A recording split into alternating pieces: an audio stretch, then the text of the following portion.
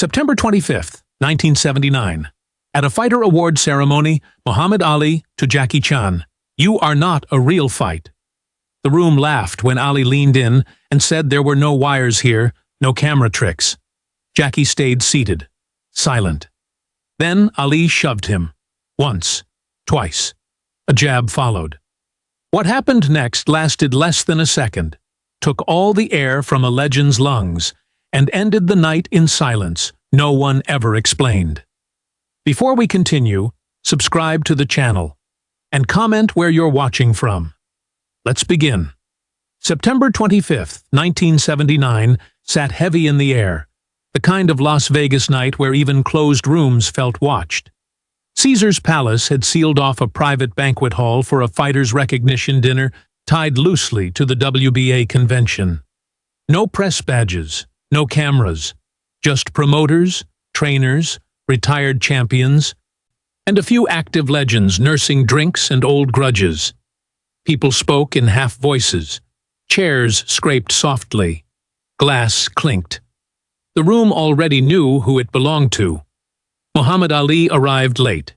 He always did. 37 years old, still active, still walking like the world waited for him to speak first. Conversations bent toward him. Smiles sharpened. Someone whispered that even tired, he still looked dangerous. Someone else laughed and said ego never ages. Then Jackie Chan walked in. No announcement, no pause. Just a quiet figure slipping through the side entrance. 25, slim, alert. Known in the room, but not respected the way fighters were. An actor, a stuntman, a guy who made hits look pretty on film. A few heads turned. One promoter leaned in and muttered, "What's he doing here?" Another shrugged. "Hollywood invite." That's all. Ali saw him almost immediately. The grin came fast, loud, the kind meant to be shared. He said it wasn't a movie set. No wires tonight, no camera tricks.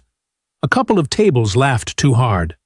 Someone near the back added that real fighters didn't rehearse. Jackie heard everything. He did not react.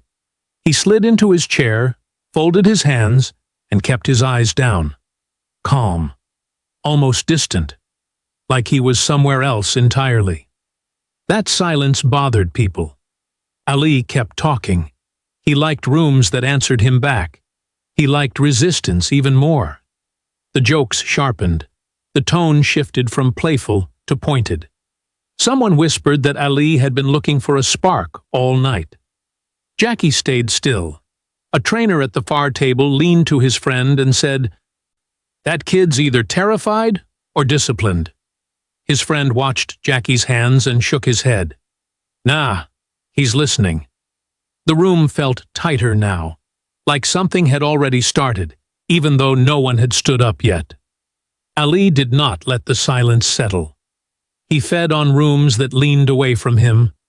He stepped closer to Jackie's table, still smiling, still joking, but his voice dropped just enough to turn heads. He said actors learned moves for cameras, not consequences. He said real fighters earned bruises, not applause. Laughter rippled again, thinner this time. Jackie finally looked up. Not defiant, not apologetic, just present. Ali circled the table slowly, hands loose, shoulders rolling like he was already warming up. He talked while he moved, asked Jackie if he wanted to show something real. Asked if Kung Fu worked without choreography. Someone near the bar whispered that this felt wrong. Another muttered that Ali had crossed from jokes into testing. Jackie stood. The chair scraped the floor, sharp in the quiet. He didn't square up, didn't raise his hands. He simply stepped back to give space, feet settling naturally, weight even. It looked casual, almost careless. Ali laughed again and closed the distance.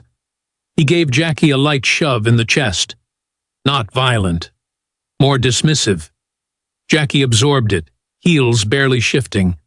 His face stayed calm, eyes focused, but soft. A few people noticed that. Ali shoved him again, harder this time. Jackie's upper body moved with it, then returned to center like it had been guided back. No tension, no flare.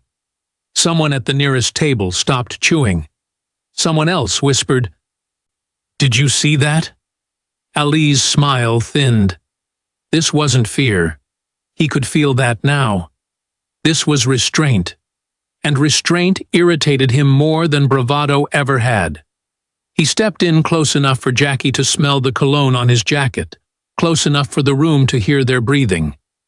Ali said something low, something meant only for him. Jackie answered just as quietly. No one caught the words, but the tone landed. Calm, certain, almost polite. Ali pulled back half a step. His instincts kicked in, a boxer's answer to uncertainty. He flicked a quick jab, not full power, just enough to test reflexes. A warning shot. The movement snapped the room awake. Jackie didn't retreat. He shifted at a shallow angle, just off the line, like he had expected it. His shoulder brushed Ali's arm as his hand guided the elbow, redirecting the forward weight instead of fighting it. The motion was small, efficient, easy to miss if you didn't know what to watch for. People leaned forward. Ali felt his balance change before his mind caught up. Jackie rotated his hips slightly and delivered a short, vertical strike upward. Not wide, not dramatic. It landed under the jaw where breath lives. Ali's air vanished.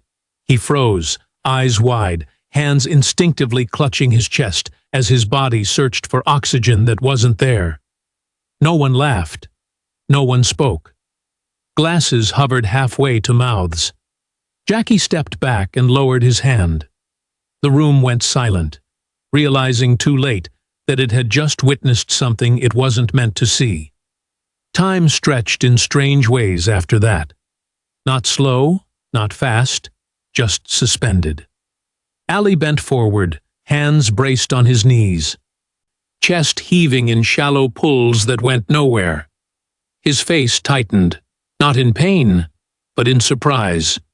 The kind that rattled confidence deeper than a punch ever could. Someone at the back stood halfway, then sat again.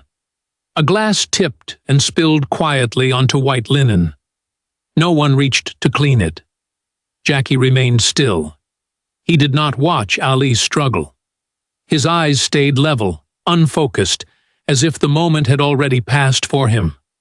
That detail unsettled the room more than the strike itself. This wasn't aggression. It was control. Ali's breathing came back in fragments, short gasps, then longer pulls. His shoulders rose and fell as the shock drained out of him. He straightened slowly, eyes scanning the room, searching for laughter that never came. Whispers started, low and unsure. "Did he just—" "That wasn't a punch. I didn't even see it." A trainer leaned toward a promoter and said, "That was close range, real close." The promoter nodded, eyes still locked on Jackie. "That wasn't for show." Ali finally looked at Jackie, not angry, not amused, measuring. The room felt the shift. The legend was recalculating. Jackie gave a small nod, not an apology, not a challenge, just acknowledgement. He adjusted his jacket, the fabric smoothing under his fingers, and stepped back another pace. His posture stayed relaxed, but something about it said the exchange was over. Ali's entourage moved in then. Fast, one hand on his shoulder, another at his back. They spoke in urgent half-sentences, guiding him away from the center of the room. Not protective. Containment. Damage control before words turned into something else. Ali didn't resist. He let himself be moved, eyes never fully leaving Jackie until a column blocked the view. The room exhaled all at once. Conversation tried to restart, but it came out wrong. Forced laughs, awkward comments about drinks and schedules. No one knew how to frame what they had just seen. It didn't fit any story they were used to telling. Jackie turned toward the exit, A few people tracked his movement without realizing they were doing it. A retired fighter whispered that he'd trained for 20 years and never learned to do that. Another said softly that power didn't always look loud. Jackie reached the doorway and paused for half a second. Not for drama, for awareness. He glanced back once, not at Ali, but at the room itself, at the faces trying to pretend nothing had changed. Then he left. The door closed behind him, and the silence that followed felt heavier than the one before. Ali was escorted into a side corridor reserved for private exits and closed conversations. The noise of the banquet faded behind thick doors. His team spoke in low, urgent tones. Someone handed him water. Someone else checked his neck. Ali waved them off once his breathing settled. He did not look shaken anymore. He looked thoughtful, which worried them more. Inside the hall, the dinner limped forward. Plates arrived late. Jokes landed flat. People kept replaying the moment in their heads, comparing what they thought they knew about fighting to what they had just seen. A promoter leaned close to another and said, "This could not leave the room." The other nodded too quickly. Whispers grew legs. Small clusters formed. A veteran cutman explained that strikes like that were designed to end fights without spectacle. A former champion argued that it was disrespectful. Someone else said respect had nothing to do with it. Ali re-entered through a side door minutes later. He stood straighter now, calm, quiet. The room noticed the change immediately. This was not the Ali who fed on attention. This was a man reassessing his own legend. He raised one hand, palm open. Not a show. A signal. Conversations died. He did not speak long. He said the situation had gone far enough. He said there would be no more of it. His tone carried finality. No jokes followed. His team moved fast after that. Checks were paid. People were thanked. The evening was gently dismantled before it could harden into rumor. No photos, no statements. Just a mutual understanding that certain moments belonged to those present and no one else. Ali left through the same private corridor. In the car ride away, he sat silent, eyes fixed ahead. One member of his camp finally said, "That guy could have hurt you." Ali shook his head. He said the opposite. He said the kid had chosen not to. Back at the hotel, Jackie's name was spoken carefully, like a password. A trainer said skill like that came from years of being underestimated. Another said it came from surviving places where noise got you hurt. By morning, the city moved on. The hall was cleaned, the tables reset. Las Vegas buried the night the way it always did. But for those who were there, something fundamental had shifted. They had seen power step back instead of forward. And they knew they would never talk about it the same way again. The absence of headlines made it heavier. No reporters chasing quotes. No tape to argue over. Only memory. People replayed Jackie's stillness more than the strike. How he had stood there like the moment belonged to him before it ever arrived. That detail followed them into elevators and late-night bars. Someone joked weakly that Hollywood was learning new rules. No one laughed. They ordered another drink instead, trying to swallow the feeling that they had misjudged something important. Even Ali's closest circle felt it. They had protected him from challengers and critics for years, but this was different. This was not rivalry. It was a quiet correction. One of them said later that the room had taught Ali something boxing never could. That real danger did not announce itself. It waited, breathed, and chose restraint. That thought stayed with them as the night finally ended. Doors closed, engines started. The city lights blurred past windows. Somewhere between the casino floor and dawn, the story locked itself away, exactly where it was meant to stay. No one asked for proof. They already knew years later.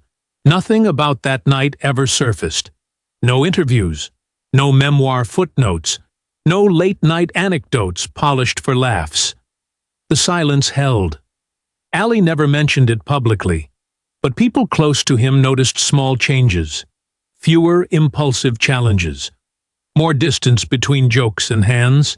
He still spoke with confidence, still owned rooms, but there was restraint now. Like someone who had brushed against an edge and remembered it. Jackie moved forward in his career quietly. Bigger films, harder stunts, more control behind the camera. He never sold the story, never hinted at it. When asked about real fighting, he deflected with humor, said movies were movies. Those who knew better heard the discipline under the jokes. Every few years, the story resurfaced in fragments. A promoter telling it over drinks. A retired trainer leaning in close and lowering his voice. The details stayed consistent. The stillness. The angle. The breath leaving a legend without spectacle. What lingered wasn't the strike. It was the choice not to finish it. People who were there carried it differently. Some felt embarrassed for laughing early. Others felt grateful they had witnessed something honest. A few admitted it changed how they judged strength altogether. No trophies came from that night. No headlines followed. Yet it outlived countless televised fights because it answered a question no one had asked out loud. What happens when ego meets discipline and discipline refuses to perform? The room never spoke its name. But the lesson traveled anyway. Real power didn't need witnesses. It didn't chase validation. It corrected quietly and left. Some nights, in Las Vegas bars far from Caesar's palace, an old fighter would pause mid-story and shake his head. He'd say he once saw a legend lose air instead of pride, and a young man walk away instead of taking more. Then he'd stop talking. Because that was always the end of it. If this story shifted how you see strength, discipline, or respect, stay here. Subscribe for stories the headlines never told, the moments that changed people quietly, and the truths that only surface when the cameras are gone.